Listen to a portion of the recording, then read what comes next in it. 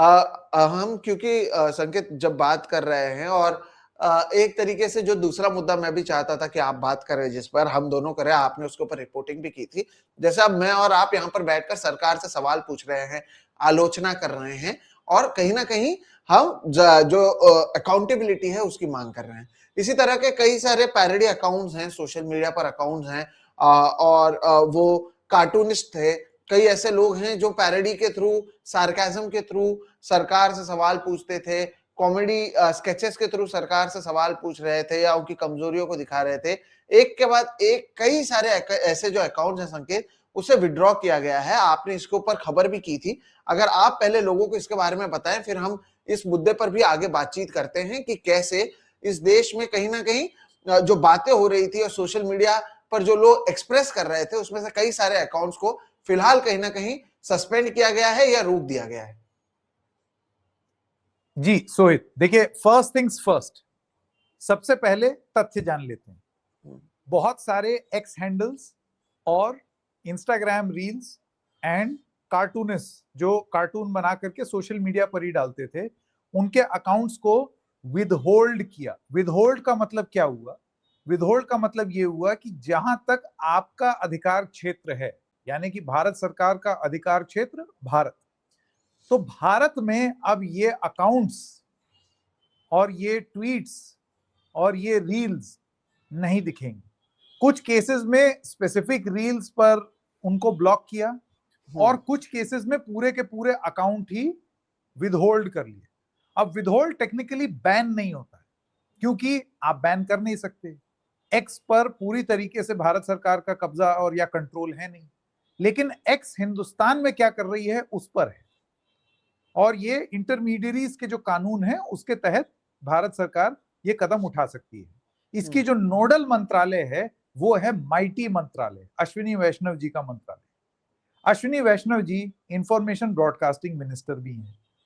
तो ये दोनों मंत्रालय के चलते वो इस तरीके के कदम अगर लेंगे, अगर सरकार ये चीज लेगी, तो उसका श्रेय या उसका आलोचना, क्योंकि उनको श्रेय भी दिया जा रहा है बहुत ज्यादा कि अच्छा किया, मजा चखा दिया, गजब किया, तो ये दोनों ही चीज अश्विनी वैष्णव को लेनी पड़ेगी, and by extension of course सरकार, क्योंकि सरकारी फैसला। इसमें एक चीज और हो गई, तथ्य पर पहले पूरी बात कर लें और फिर ओपिनियन। सरकार ने एक प्रस्ताव के ऊपर बहुत गहन चिंतन सरकार कर रही है कि कैसे माइटी मंत्रालय से या उसके अलावा ये अधिकार कि कौन सा ट्वीट गिरा दें, कौन सा अकाउंट बंद कर दें, ब्लॉक कर दें, विदहोल्ड कर दें, ये और मंत्रालयों को भी ये अधिकार दे दिया जाए कि देश का कानून ऐसा हो जाए कि आप कोई भी मंत्रालय को अगर कोई चीज पसंद नहीं आ रही है तो वो कोई ना कोई तर्क दे करके ये बोले कि आप ये अकाउंट बंद कर दीजिए, और उसके बाद मजबूर हो जाएंगी ये कंपनी, क्योंकि ये इंटरमीडियरीज हैं। अब इंटरमीडियरी क्या हुआ? इंटरमीडियरी का मतलब ये हुआ कि ये सिर्फ एक मंच है जो और लोगों को एक मंच देती है कि आप अपनी अपनी बात कह लीजिए। यहां पर प्रसारित होने वाली बात की गारंटी ये मंच नहीं लेते। इसको कहा जाता है इंटरमीडियरी।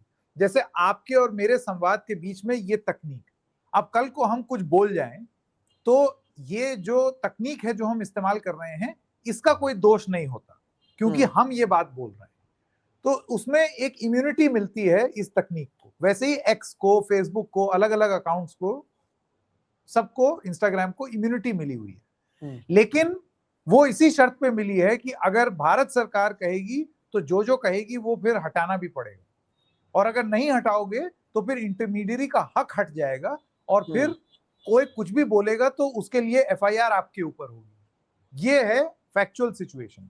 अब आते हैं ओपिनियन, शॉर्ट एंड स्वीट।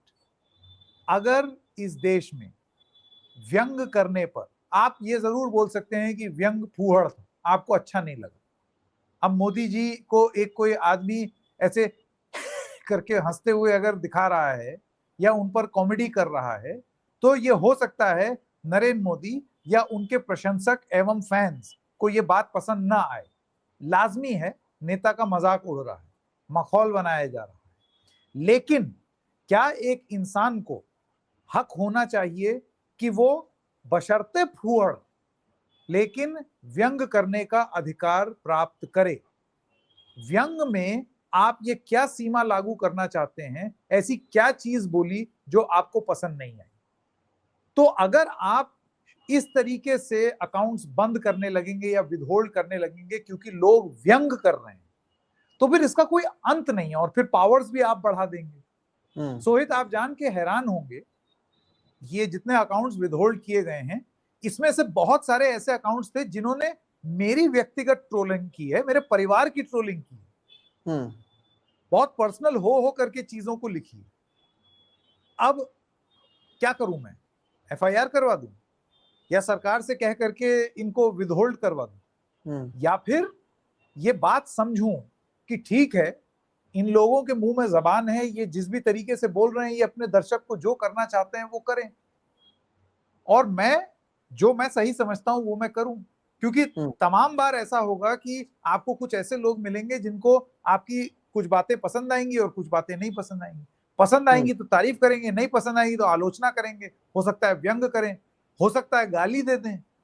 अब अगर आपको कोई चीज बहुत ऑफेंसिव लग रही है सोहित, जैसे मुझे इन कुछ ऐसे ट्विटर हैंडल्स हैं जो इनके अलावा भी बहुत कुछ बोलते हैं, तो अगर कोई गाली गलौज कर देता है तो मेरा पर्सनल पैमाना ये है कि अब गाली तो बैठ के मैं सुनूंगा नहीं, तो मैं आपको बैन या बंद नहीं करूंगा, मैं आपको अपनी फीड में आने से ब्लॉक कर सकता हूं। मुझे नहीं सुनना, गाली नहीं सुननी, आलोचना करिए वो सुन लेंगे। लेकिन जब एक पूरी सरकार ब्लॉक, बैन, विदहोल्ड करती है किसी भी तरीके की आलोचना और व्यंग का या स्किट का, सटायर का, तो फिर ये सरकार की इनसिक्योरिटी दिखाता है, ना कि इन लोगों की। ये करके मैं तो ये कहूंगा आपने और पॉपुलर, अब ध्रुव राठी हैं, उन्होंने एक वो जो जिसने सटायर किया प्रधानमंत्री मोदी का, वो फॉरेन डिग्निटरीज से कैसे मिलते हैं, वो और पॉपुलर हो गया। हाँ। वो और पॉपुलर हो गया। इंटरनेट की दुनिया में सोहित, आप ब्लॉक, बैन बहुत ज्यादा सफल नहीं होता, ये बहती हुई अविरल धारा है, इसको आप नहीं रोक पाओगे इस तरीके से। सोहित, नहीं, सही बात है संकेत। और आपको याद होगा जब पहला हमने वीडियो रिकॉर्ड किया था, तब मैंने वो एक टी शर्ट पहना था 25 दिन में पैसे डबल, और हमने उस पर कहा था कि कैसे 25 दिन बाद कैसे पैसे डबल होंगे। आज मैंने जो टी शर्ट पहना है उसमें संविधान का, अगर दिख पाएगा तो संविधान का जो फ्रंट पेज होता है, प्रियम्बल जो होता है, वो यहाँ पर मौजूद है। और कहीं ना कहीं सरकार की ओर से जो फैसला लिया गया है, मुझे अभी याद आया, इसलिए मैं कह रहा हूं, मैं ये सोच समझ के नहीं पहन कर आया था, लेकिन संविधान, सरकार की ओर से जो फैसला लिया गया है वो अनकॉन्स्टिट्यूशनल भी है कि आप, क्योंकि आपकी आलोचना हो रही है तो आप ऐसे फैसले ले रहे हैं। अब संकेत, आप और मैं तो ऐसे न्यूज चैनल में काम कर चुके हैं, एनडीटीवी में, जहां जिसे तो इनडायरेक्टली कई जगहों पर, कई स्टेट्स में इसलिए बंद किया गया था क्योंकि सरकार को पसंद नहीं था। मेरा ऐसा मानना है, चाहे सार्केज्म हो या आपकी आलोचना हो, अगर वो मर्यादित भाषा में, वापस मर्यादित भाषा वो जिसमें गाली गलौच ना हो, अनपार्लियामेंट्री लैंग्वेज ना हो, उसका इस्तेमाल करते हुए आप किसी की भी आलोचना करें, मुझे नहीं लगता कि उसे रोकना चाहिए। अब यहाँ पर मैं और संकेत बैठकर सरकार से सवाल पूछ रहे हैं, ये पार्लियामेंट्री लैंग्वेज में हम पूछ रहे हैं, कल जाकर सरकार को ये बात पसंद नहीं आई, उन्होंने रोक लगा दिया, तो आप क्या करेंगे? क्योंकि ये शुरुआत होती है, हो सकता है किसी कार्टूनिस्ट से हो, किसी पैरोडी अकाउंट से हो, लेकिन ये वहीं पर जाकर रुकेगी, ये बात की गारंटी कोई नहीं लेता, तो ये बातें आगे बढ़ती हुई नजर आती हैं।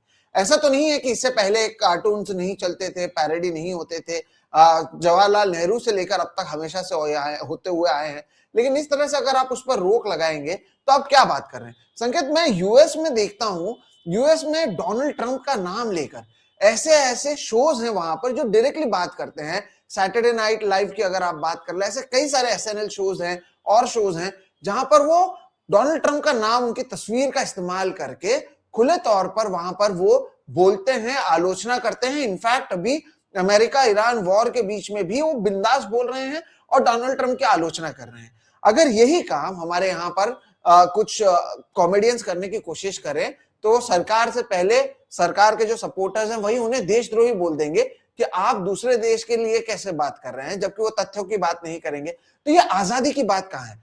अगर आप कहते हैं कि आप डेमोक्रेसी में रहते हैं तो वो आजादी आपको मिलनी चाहिए। संकेत, आप और हम ऐसे चैनल में काम कर चुके हैं जहां पर हमने देखा है कि प्रेशर कैसे लाया जाता है। अब क्लीन चिट दिया जा रहा है डॉक्टर रॉय को, एनडीटीवी को कई जगहों पर क्लीन चिट दिया जा रहा है, लेकिन जब वो खबर हम और आप कर रहे थे और बातें कर रहे थे, तब तो रोकने की कोशिश की गई थी। तो ये आप और मैं एक तरीके से इनडायरेक्टली देख चुके हैं।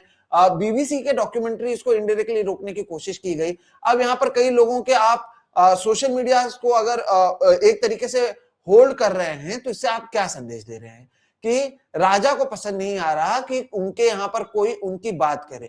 तो ये एक हेल्दी डेमोक्रेसी की तो निशानी नहीं है, और ये बात सरकार को भी समझनी चाहिए और इन नेताओं को भी समझना चाहिए, जो शायद अपने जो माई बाप हैं सरकार में, उन्हें खुश करने के लिए कर रहे हो। और जैसे कि आपने कहा, इससे होता यह है कि क्यूरियोसिटी और बढ़ती है, और जिन लोगों ने नहीं देखा है वो लोग भी देखते हैं। यानी मैं आपको मेरा ही एग्जांपल दूं, मुझे नहीं पता था वो वाला वीडियो, लेकिन जब उसे रोका गया और ध्रुव राठी ने डाला और वो पूरा वीडियो डाला, तब उसके बाद पता चला।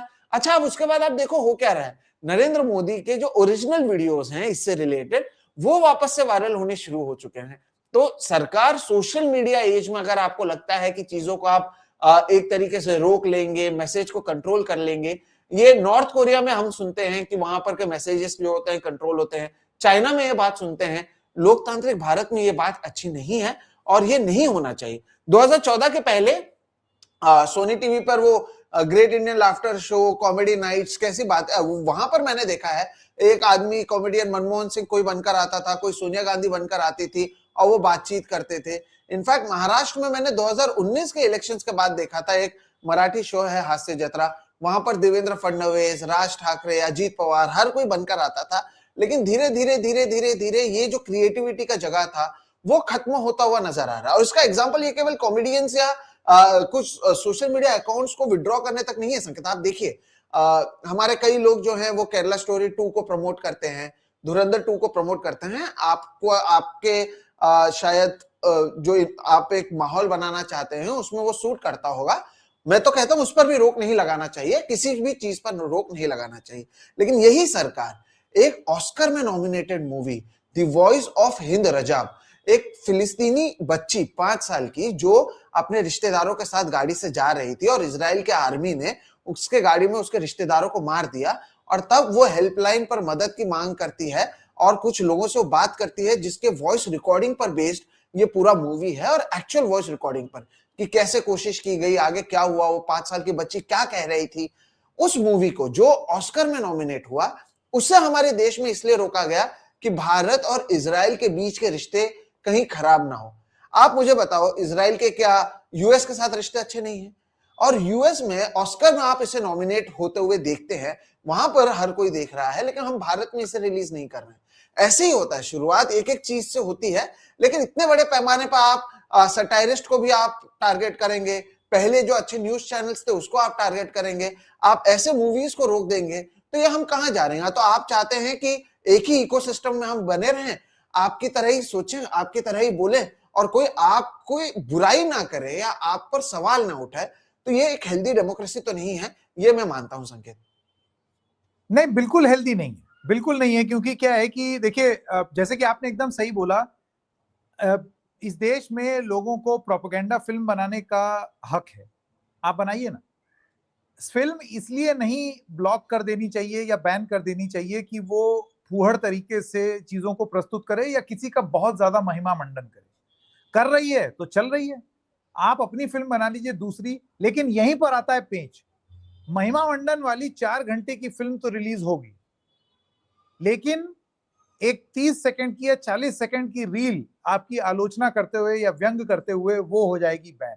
ये जो जक्स्टपोजिशन है, इसको अगर आप देखेंगे ऑफ द ऑपोजिट्स, उनका जक्स्टपोजिशन, तब आपको समझ में आएगा दोगलापन। और यही है, इसी बात का है विरोध। सोहित और मैं जो बात बोल रहे हैं वो यही है।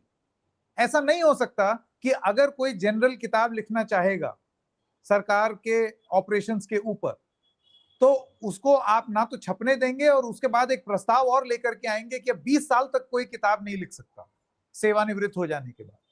लेकिन वहीं अगर कोई जनरल मार्क कसीदे पढ़ता चला जाए, तो फिर ना केवल वो किताब रिलीज हो, उस पर फिल्म भी बने। बहुत सारे ऐसे पत्रकार हैं, आप ये जान लीजिए कि वो यहाँ ऑपरेशन होता नहीं है कि तुरंत उसकी एक वेब सीरीज और तुरंत उसकी एक किताब। मैं इसको गलत नहीं मानता हूं, इनमें से बहुत सारे पत्रकार मेरे व्यक्तिगत मित्र हैं, उनसे मेरा परिचय है, उनका पूरा हक है कि वो प्रो गवर्नमेंट एंटी गवर्नमेंट, आपको जो होना है आप होइए, लेकिन होने का हक होना चाहिए ना।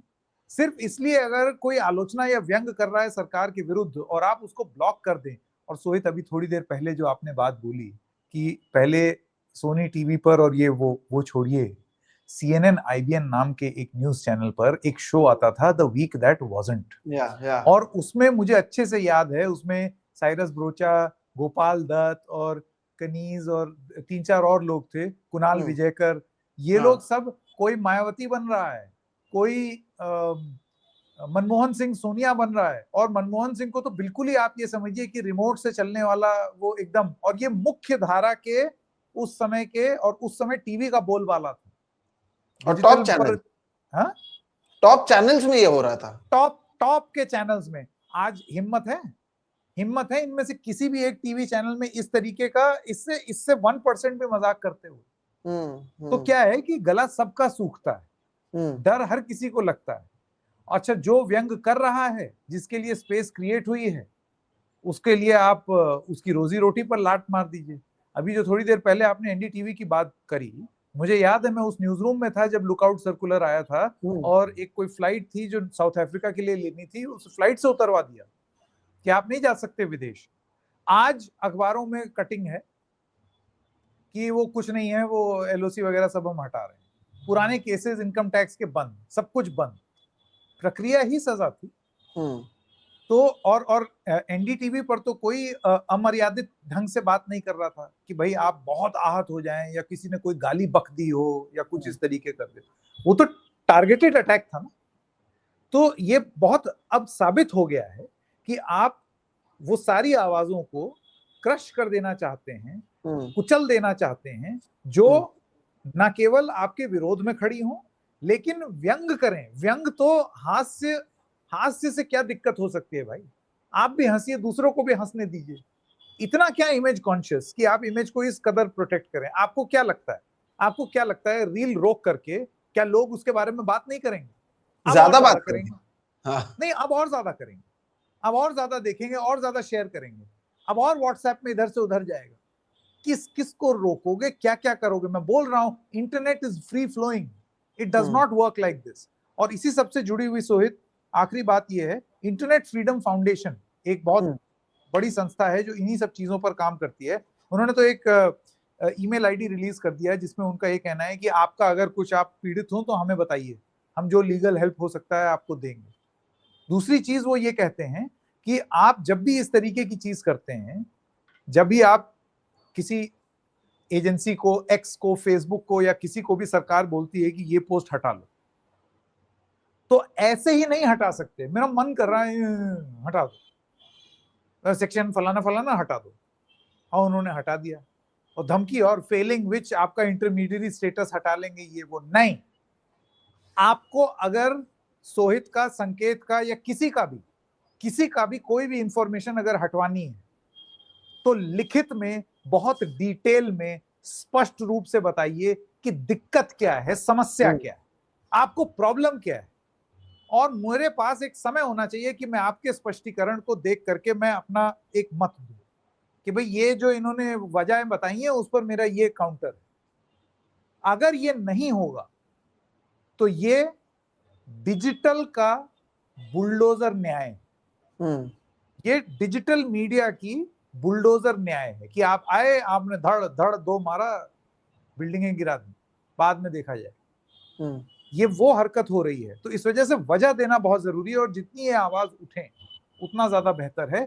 मैं जैसे कि आपको बता रहा हूं, यहाँ पर आइडियोलॉजी का कोई लेना, कल को आप जितने भी ये इस तरीके, मैं तो कहता हूं इवन ट्रोलिंग, जो पेड ट्रोलिंग होती है, जो पॉलिटिकल इकोसिस्टम है, बीजेपी का खुद का IT सेल है, खुद के इस तरीके के अकाउंट हैं। जैसे भाई ये जो अकाउंट्स है ना, ये अनोनिमस अकाउंट्स, अलग अलग नाम रखने वाले, ये जैसे एक पॉलिटिकल इकोसिस्टम का है, वैसे सबके हैं, आम आदमी पार्टी के, कांग्रेस के, बीजेपी के, सब ने अपने अपने बना रखे। तो आपको एक पसंद नहीं आ रहा है, अपना वाला पसंद आ रहा है। आपके अकाउंट क्या क्या नहीं बोलते विपक्ष को, क्या क्या नहीं बोलते, और किस लेवल तक नहीं जाते बोलते बोलते। तो फिर क्या मतलब, अब सिर्फ इसलिए कि वो आपसे जुड़े हुए हैं तो वो सही है, और आपके खिलाफ कुछ हो तो ये thin skin to criticism is always a bad sign in a democracy.